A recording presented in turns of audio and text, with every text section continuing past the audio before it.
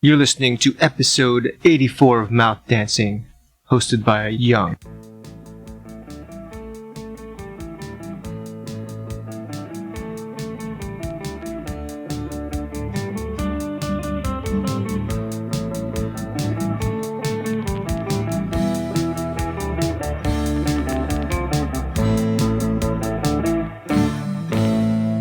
Hello again, everybody. Thanks for listening.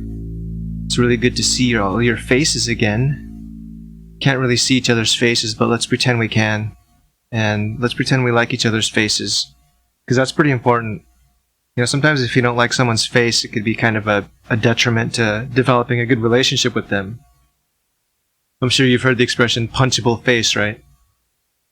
Like some people have really punchable faces and I don't really want to look at them all the time because you might just have such an urge to punch them the whole time that you can't even hear what they're saying, right? Today I wanted to talk about clothing. Does anyone else think that the way clothing is set up is really boring? It's like you have your underwear, and then over that you have to wear pants or a skirt or a dress or whatever. And then you got socks. That's kind of underwear too. Then over that you wear shoes. And then on your torso you wear, a shirt, or I guess a dress covers everything. Or like coveralls or something. But that's basically how clothing works, right? There's like 3 basic components. Oh, I forgot jackets if it's cold outside. Or hats. That's basically how it works, right? It's always like underwear, then something over that, and then possibly something over that if it's cold out, and then maybe a hat or something. It's so boring, right? Everyone just wears the same thing pretty much. There's like different variations on it from year to year that are just slight changes in the basic components, right? And that's just how it works. And it's so boring, isn't it? I mean, people make fun of those couture designers all the time for having those wacky designs, but wouldn't it be so much more interesting if people just wore wacky shit like that? I guess it wouldn't be very practical, but who cares? We got everything taken care of, our needs, right? If we're in a developed country. We got shelter, we got food, and we can stay warm inside. So you don't have to wear, practical clothing all the time. Why not just wear some wacky shit that's just totally insane and has no purpose? Like, I don't know, just wear a clock on your head and wear a shirt as pants and then cover your torso with saran wrap. Walk around like that. Maybe wear some elf shoes with that. Maybe wear some tinfoil ring, right? And you could just carry around a bicycle as you go about your day as well, instead of riding it. And maybe you have a guitar with you or some other instrument that you could play. That would be cool too. And I don't know, I think it'd be also cool if people just started carrying swords like back in the day, or other weaponry. Like a short sword at your side, or even a bow, nunchucks or something. Just walk around like that. Tired of seeing the same old clothes everywhere. Let's change it up, alright? Next I wanted to talk about Chinese zombies. I don't know if you guys are familiar with these, but they're pretty interesting.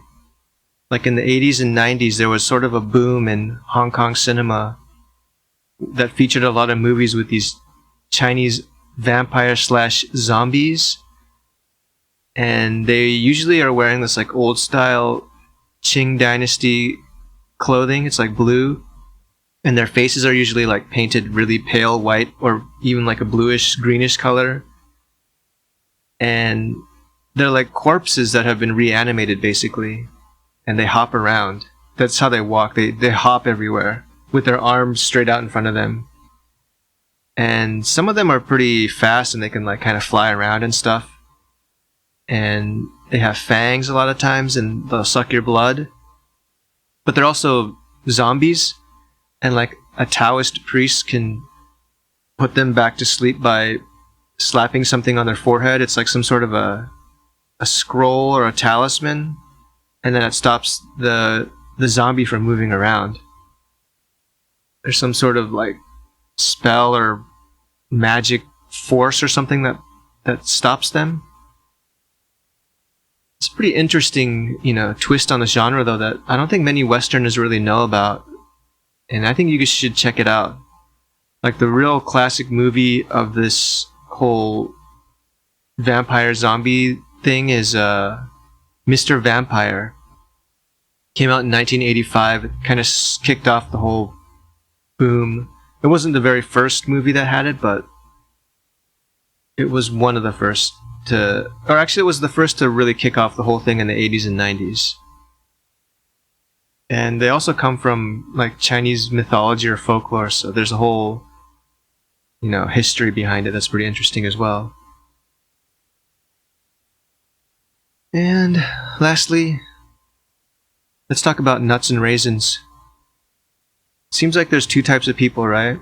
There's people who like nuts in desserts, and there's people who like raisins in desserts.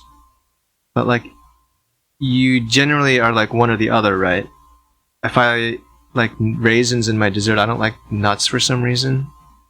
There's not that many people that are like, I like nuts and raisins in my cake or my ice cream. It's like, no, one or the other. I fall on the raisin side. If you put nuts in my cake or ice cream or whatever other dessert, I'm gonna be really fucking pissed off. I think it's disgusting. It's like having like tree bark or dirt in your dessert, and I don't like that texture and that flavor. But raisins, I love raisins in desserts, like rum raisin ice cream, or like raisin muffins, raisin bread, whatever, cakes and other desserts. It's fine if there's raisins in them. But I talked to someone recently who was like, I can't stand it when there's raisins and stuff, like muffins, And I was like, that's weird. I always thought they were pretty good. They're pretty flavorful, right? They're kind of juicy, and they pack a punch.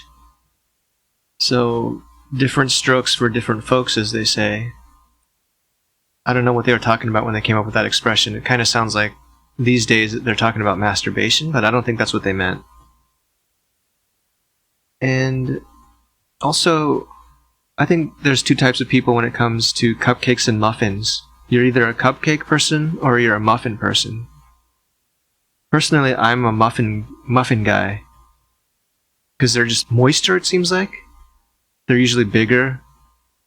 And they're denser. So it's more like a meal. Like you could have a muffin for breakfast, right? And some juice.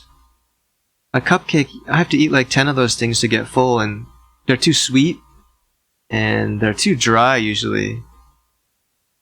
And you have to put like some sort of frosting on them to make them taste good. And frosting, I'm not that huge of a fan of. It's too sweet and like sticky and messy. And it's just usually weirdly colored, like pink or baby blue or something. I don't like that either. So muffins are superior, clearly, right? And finally, let's talk about why it's so hard to eat chips and ice cream, or why it's so hard to stop eating those two things. Like, if I sit down with a pint of ice cream or a bag of chips, you're gonna have to pry that thing away from me to get me to stop eating it for some reason. It's like I just keep shoveling the stuff down my throat until it's all gone. Does anyone else experience this? I wonder why that is. It's like they lace it with fentanyl or something, right? It's like being some sort of an addict. Maybe I'm an addict for junk food. So sometimes I have to like say, I'm just not going to buy chips this time at the grocery store or ice cream because I'm going to gorge on it like a fatty and it's not a pretty sight. I'm just gonna end up being all bloated and swollen from it, from all the extra salt and sugar. So, yeah, just keep those away from me. And if I see you with those things, I'll take them away from you as well. And if you resist, we'll probably just have to get in a brawl about it. I might end up elbowing you in the face or something to get you to stop eating it. It's kind of extreme, but that's what we have to do, and I expect the same of you, so you should expect the same of me, because that's how tight we are. Thanks again for listening, and I'll see you next time. Bye.